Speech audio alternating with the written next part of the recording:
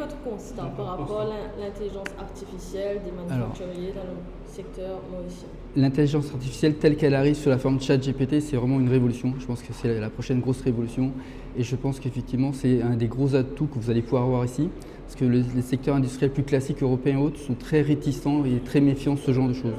Et je pense que les gens qui auront compris que cette nouvelle technologie est un atout et qu'elle est entre les mains de tout le monde vont pouvoir effectivement prendre de l'avance sur tous les autres qui vont attendre et qui vont observer avant de transiter vers cette révolution.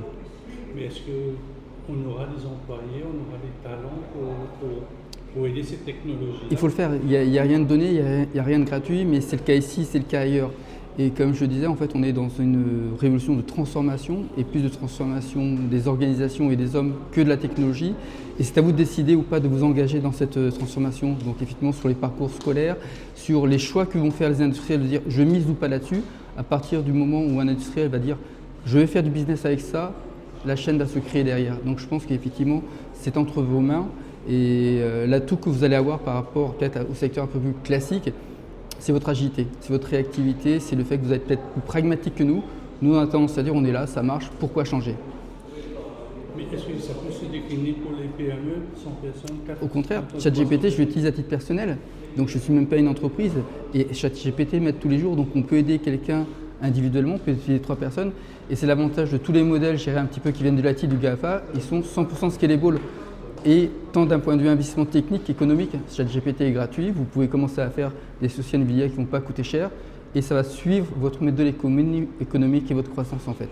Vous utilisez ChatGPT en tant qu'entrepreneur, bon, ouais. On parle beaucoup, je pense, M. Kendall a parlé, des secrets, des contrats, etc. Comment est-ce que vous, de votre côté, vous conseillez qu'une petite entreprise ou peut-être une moyenne entreprise de garder ses secrets tout en utilisant ChatGPT gratuit? C'est un vrai enjeu, mais il ne faut pas se cacher. On envoie des emails depuis des dizaines d'années, on utilise tout le monde Teams, donc on a tous peur de ça, mais on est déjà dedans. Donc nos secrets, tous nos emails, tous nos documents passent déjà par les clouds américains. On fait du Teams, on enregistre tout, donc c'est déjà là-dessus. Donc bien sûr, il faut y penser, il faut y préserver. Il y a des solutions.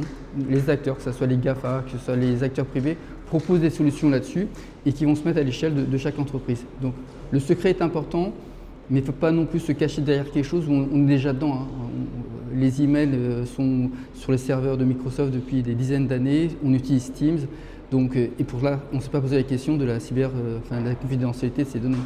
Comment voyez-vous l'évolution de toute cette industrie informatique qui vient vraiment à l'aide aux entrepreneurs? Moi, je pense que le modèle sur lequel je me base, c'est celui des GAFA. Ces gens-là, avant de faire des révolutions technologiques, ils se sont basés sur les clients, sur les usages. Et en fait, on voit les grosses transformations qu'on a eues sont surtout liées à quelle valeur ajoutée je peux créer, quel nouvel usage je peux créer pour mes clients. Et à partir de là, ils ont mis les technologies en place.